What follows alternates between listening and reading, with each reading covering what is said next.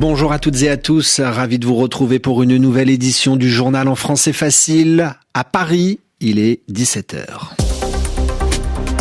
Le journal en français facile. Adrien Delgrange. 16h, temps universel, nous sommes le mercredi 26 février. Au sommaire de cette édition, l'actualité tout d'abord. Au Proche-Orient, le Hamas annonce rendre à Israël 4 corps d'otages demain contre la libération de 602 Palestiniens. Volodymyr Zelensky espère lui être à Washington ce vendredi. Le président ukrainien se déplace aux États-Unis pour demander à Donald Trump de maintenir l'aide américaine pour son pays.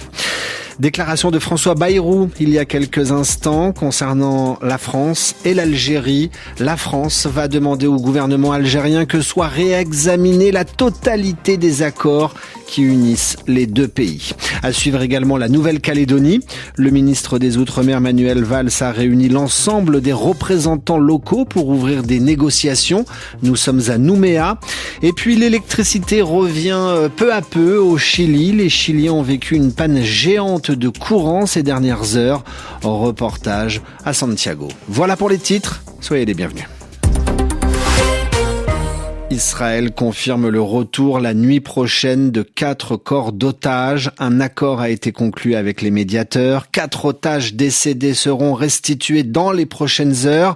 Et ce, dans le cadre de la première phase de l'accord de cessez-le-feu entre le Hamas et Israël. Le bureau du Premier ministre israélien précise que cette fois-ci, le Hamas n'organisera pas de cérémonie. Les cercueils ne seront pas montrés au public. Un peu plus tôt dans la journée en Israël, c'est toute une nation qui a célébré ce matin les obsèques de Shiri Bibas et de ses 2 enfants, Ariel et Kfir Bibas, tous les 3 morts en captivité alors qu'ils avaient été pris en otage le 7 octobre 2023 par le Hamas.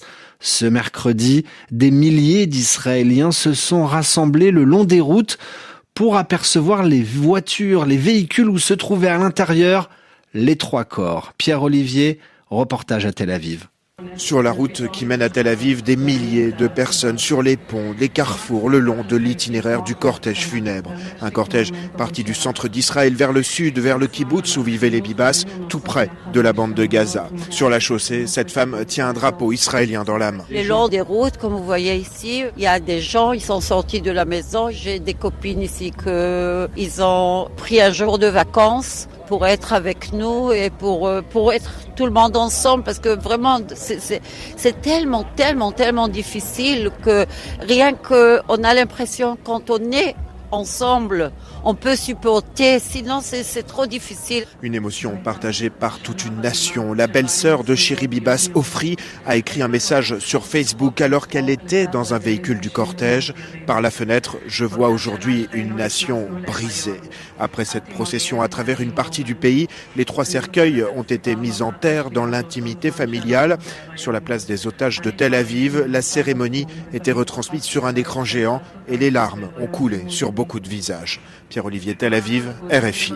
Volodymyr Zelensky espère être à Washington ce vendredi. Le président ukrainien qui s'est exprimé devant la presse ukrainienne aujourd'hui espère voir le président américain après-demain pour finaliser un accord sur l'exploitation de minerais dans son pays. Volodymyr Zelensky a qualifié le compromis trouvé avec les États-Unis sur l'exploitation de richesses minières de son pays de début. C'est un début, c'est juste un accord, a-t-il dit. Ce deal peut être un grand succès ou simplement disparaître, a-t-il ajouté. Cela dépendra de nos échanges avec le président américain. Ailleurs dans le monde, demain à Istanbul, toujours pour évoquer la guerre en Ukraine, des diplomates russes et américains se retrouveront à Istanbul. Le journal en français facile. La Nouvelle-Calédonie va-t-elle parvenir à un accord sur son avenir ? Des négociations ont en tout cas débuté ce mercredi à Nouméa. Négociations entre indépendantistes et non-indépendantistes, entre celles et ceux qui ne veulent plus vivre sous l'autorité de la France et puis celles et ceux qui veulent rester français. 8 mois après le début des violences qui ont fait 14 morts et des milliards d'euros de dégâts en Nouvelle-Calédonie, des négociations sous sous la houlette du ministre des Outre-mer Manuel Valls ont donc débuté. Apparemment, le ministre a imprimé sa marque. Il a réussi en tout cas à réunir tout le monde autour d'une même table, Charlotte Manvy. C'est même un vent d'espoir qui souffle sur le territoire, épuisé par les violences de l'an dernier, qui ont provoqué une crise économique sans précédent. Pour parvenir à ramener tout le monde à la table des discussions, Manuel Valls a tracé une ligne claire depuis son arrivée dans l'archipel samedi. Il faut aller au bout du processus de décolonisation, a-t-il martelé, rassurant ainsi les indépendantistes qui avaient fini par croire que l'État avait pris fait et cause pour les partisans de la Calédonie française. Mais le lien avec la France devra également être maintenu, a-t-il répété, donnant cette fois un gage aux non-indépendantistes, aux Calédoniens désormais de trouver un statut qui leur convienne entre ces deux garde-fous. La méthode semble faire consensus, même si certains non-indépendantistes accusent le ministre de vouloir lâcher la Calédonie. On a fait comprendre aux uns et aux autres qu'il fallait monter dans le train des discussions, explique l'entourage de Manuel Valls. Message, semble-t-il, entendu, même si le chemin devrait encore être long avant la conclusion d'un accord, tant les sujets de discorde sont nombreux. Charlotte Manvy, Nouméa. RFI. Le Premier ministre français François Bayrou s'exprime en ce moment sur les relations entre la France et l'Algérie. Il déclare que la France veut réexaminer la totalité des accords qui unissent les deux pays. Par ailleurs, la France va demander au gouvernement algérien que soit également regardée la délivrance de tous les visas. L'actualité en Europe et la Roumanie, tout d'abord, où la justice roumaine vient d'inculper le candidat d'extrême droite arrivé en tête de la dernière élection présidentielle, Călin Georgescu. Il est inculpé pour avoir notamment fait de fausses déclarations sur les sources de financement de sa campagne électorale. L'actualité à présent sur le continent sud-américain. Le Chili a été plongé ces dernières heures dans le noir.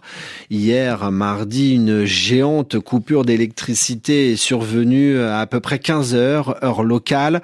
Cette méga panne serait liée à un problème de distribution. C'est la quasi-totalité du pays qui a été concernée, de la région d'Arica au nord jusqu'à l'île de Chiloé dans le sud, en passant par la capitale Santiago. Des millions d'habitants ont été privés de courant, mais aussi d'Internet. Reportage à Santiago, Naïla de Rouanet. Dans la capitale, le métro a cessé de fonctionner au moment de la coupure de courant. Les plans d'évacuation ont été activés et des milliers de personnes ont dû sortir des wagons. Trinidad et Cristobal se sont retrouvés en plein milieu de la ville à ce moment-là, avec les feux de circulation en plus complètement éteints. Dans beaucoup d'endroits, il n'y avait personne pour contrôler le trafic. Les voitures traversaient n'importe comment, un vrai Tetris.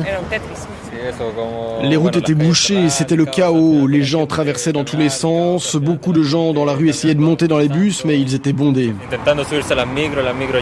Certains ont alors préféré rentrer chez eux à pied. C'est le cas de Piero. On a de la chance avec mon collègue. On habite à 50 minutes à pied. Mais j'ai d'autres collègues qui, en temps normal, mettent entre 1 heure et 1h30 en transport en commun pour rentrer chez eux. Quant à Kelly, elle prend d'habitude le métro pour rentrer chez elle. Impossible pour cette fois. Et elle n'a pas voulu monter dans les bus blindés. Elle a appelé son mari pour qu'il vienne la chercher en voiture. Pendant plus d'1h30, je n'ai pas pu le joindre. Et puis après, je me suis mise à penser qu'avant, on était bien sans les téléphones. Aujourd'hui, sans portable, sans Internet, on est désespéré. À la tombée de la nuit, des hélicoptères survolaient la ville avant qu'elle ne soit plongée dans l'obscurité la plus totale. Naïla de Rouanet, Santiago, RFI. Ainsi se referme ce journal en français facile, où que vous soyez sur la planète. Merci à tous de l'avoir écouté. Et du lundi au vendredi, juste après cette édition, l'heure de retrouver Radio Foot International aujourd'hui avec vous, Sofiane Amazian, bonjour. Bonjour Adrien, bonjour à tous. Radio Foot, c'est dans quelques petites secondes. Avec au programme aujourd'hui Alors du foot et du foot. Cher Endoy, en interview exclusive, l'international sénégalais de Cannes qui s'est qualifié en demi-finale, du foot espagnol et également du foot féminin pour terminer l'émission. Tout de suite, Sofiane Amazian. Merci à tous de nous écouter. RFI à Paris, il va être 17h10.